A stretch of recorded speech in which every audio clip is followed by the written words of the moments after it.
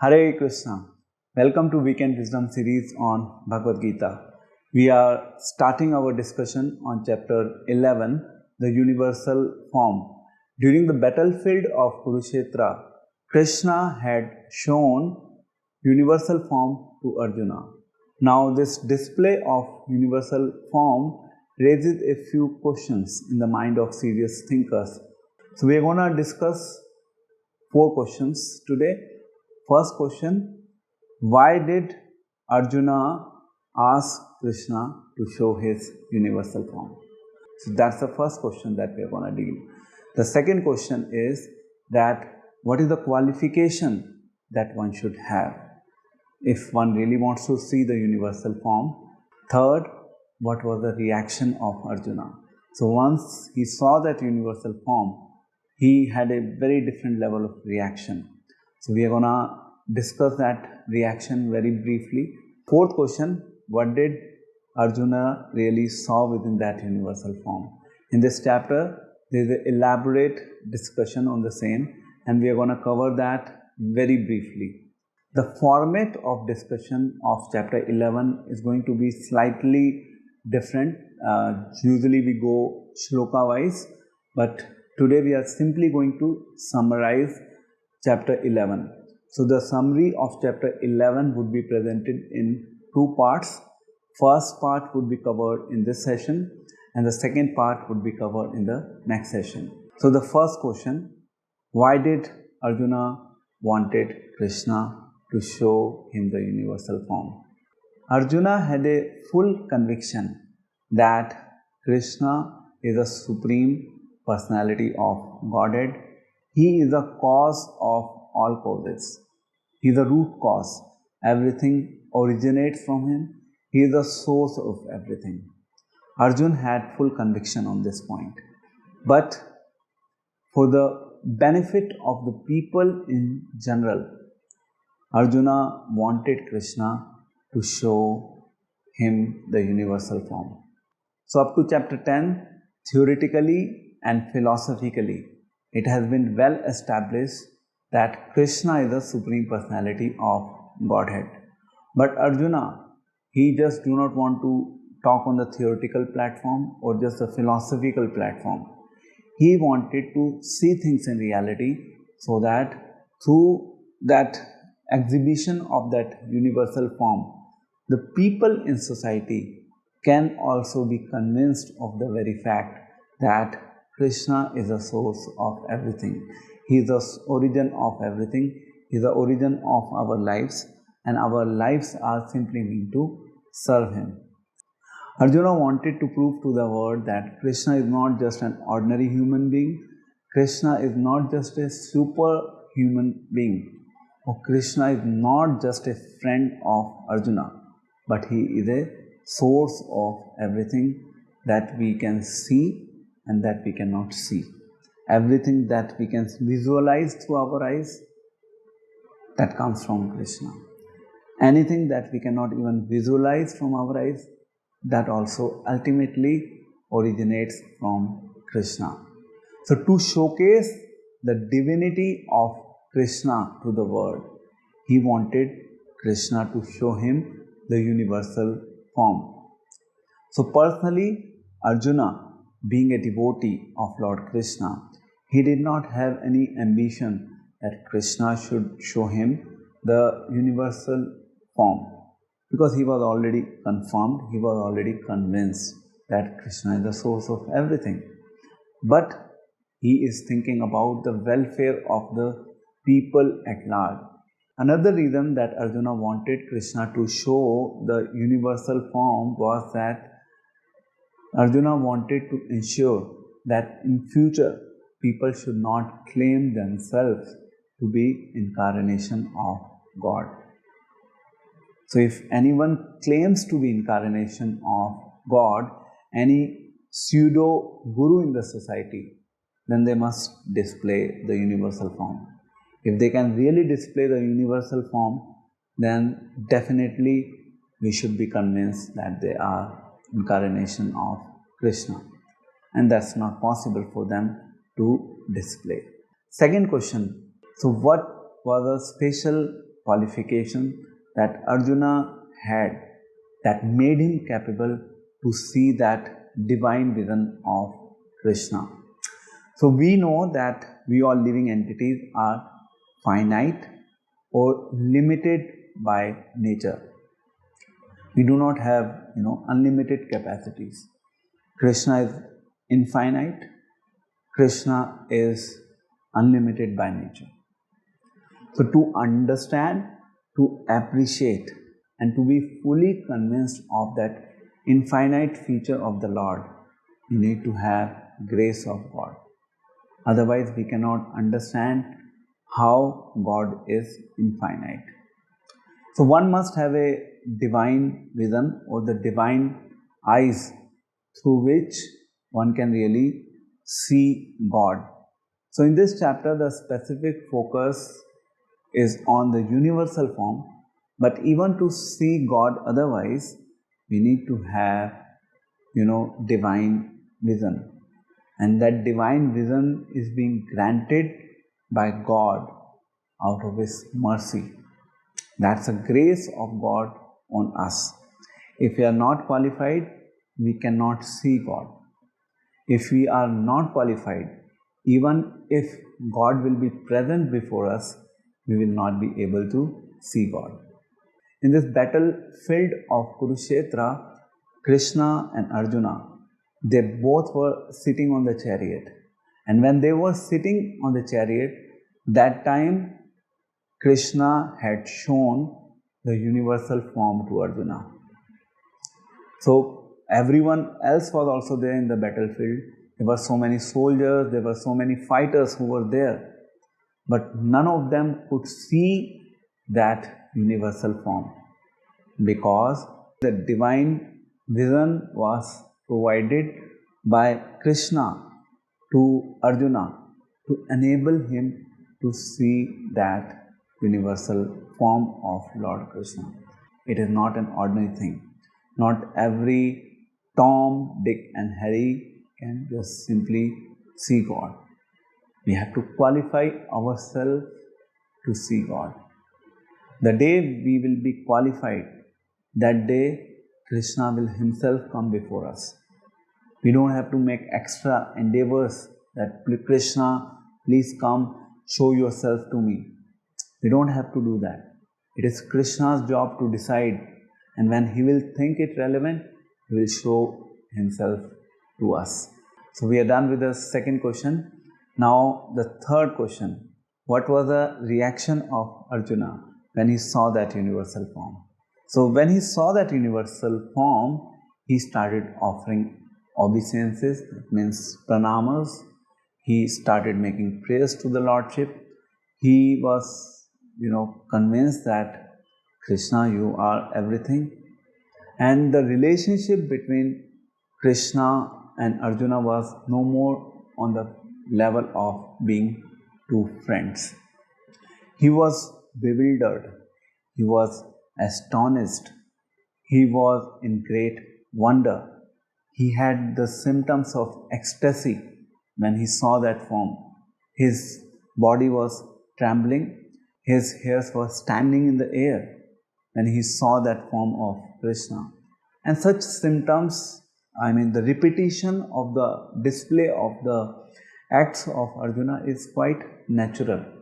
We should not really question on that side because it happens. When you are in such state of mind, when you see something extraordinary in your life, which you cannot even conceive or ever dream of, then you become astonished. And then you start behaving like mad person. And you start to repeat things that you should not. Now this is a psychological aspect. When we in our life also see something astonished, something extraordinary, something with great wonder, then at times our reactions are repetitive in nature. We perform some actions which we should not perform again and again. But this is quite natural. And same was the situation of Arjuna. Fourth question, what did Arjuna really saw when he saw that universal form? So when Arjuna saw that universal form, He could see all moving objects, non-moving objects. He could see Brahma, he could see Lord Shiva. All the different demigods were simply there on the body of the Lord, on that universal form of the Lord. So he could see everything which cannot be practically seen with the ordinary eyes. But at one place he was standing within the battlefield of Kurukshetra, and he could visualize the whole world that we see from our eyes and all the different planetary systems that we cannot see from our eyes. He could see everything there. He could even see that fight that was taking place within the battlefield of Kurukshetra. He could see present, he could even see future. Not just present, what is going on, but even the future he could see. So whatever Arjuna desired, practically he could see that within that universal form. So that was a special manifestation, that was a special display of the universal form by Krishna to Arjuna. Now one very important and interesting thing, that in the beginning of Bhagavad Gita, Arjuna was not ready to fight. He had presented different excuses to Krishna that these are my relatives, these are my friends or my spiritual master. How dare can I fight with them? And it's simply a sinful activity to kill so many people. There were numerous arguments presented by Arjuna to not to fight. So there Krishna shown to Arjuna that in any case everyone is going to die. Whether you kill or not, still all your opponents will die. So if you want to execute the mission, if you want to execute my plan, most welcome. If you do not execute my plan, still they are going to die. So you don't have to bother about this very fact that you are killing them. It's not that only you are killing them. They are already going to be killed. You don't have to worry about it. You simply have to execute my plan. So whatever I discussed just now, I tried to cover up the summarized version of Shloka 1 to Shloka 33. And let's recite Shloka 34 meaning together. Drona, Bhishma, Jayadratha, Karna and the other great warriors have already been destroyed by me. Therefore, kill them and do not be disturbed. Simply fight and you will vanquish your enemies in battle. So we all plan in our life, and in parallel, God also has some plans. And what Krishna expects from Arjuna? Krishna expects from Arjuna that he should execute his plan. And by executing his plan, he should take the credit. Now someone may ask a question, how do we understand what is the plan of Krishna? To understand the plan of Krishna, we have to learn the message of Bhagavad Gita. We have to practice devotional service. To the extent we practice devotional service, to the extent we understand his message, to that extent his mercy is poured on us. And through that mercy, we can learn to appreciate and understand the plans of God. And then, in fact, whatever plans God has in his life, we simply work in our life on the same plans. Or in other words, God's plans and our plans both are in sync with each other. Because we simply work up to the desire and will of the Lord. We do not really want to desire anything independent of God. We just focus what Krishna desires. Krishna's desires are topmost, and we live our life in a way that we can serve Krishna's desires, Krishna's plans. We do not want to take credit, but Krishna, out of love, he wants to give credit to us if we really work on executing his plan. So to summarize the discussion for today, in the background we had one question when we discussed that who really wanted to see that universal form. It was Arjuna's desire. Arjuna wanted to see that universal form. Then we discussed 4 other questions. First question, why did Arjuna wanted Krishna to show him the universal form? So it was meant for our welfare, so that we can learn to appreciate Krishna as a supreme personality of Godhead in reality, not just theoretically, not just philosophically. Second question, what made Arjuna eligible to see that universal form? It was the special divine vision or the grace of God that made him eligible to see that universal form. Otherwise, for ordinary people, even if God comes before us, we will not be able to see God. We need to have this ointment of love within our eyes. Not this will work. These spectacles are not going to work if we really want to see God. Or in other words, our eyes are not going to work if we want to see God. It is basically the love, our cultivation of love is going to work if we want to see God. And then the third thing, what was the reaction of Arjuna? He was bewildered, he was astonished, he was in great wonder, he was surprised, he was in ecstasy, he had different ecstatic symptoms on his body, and he saw that universal form of the Lord. Fourth, what all did he really see within that universal form? He saw all the different demigods, he saw the battlefield of Kurukshetra, he saw all the moving and non-moving objects, he saw practically everything that can be visualized by us as a human being. He could see that within that universal form. So these were the 4 main questions.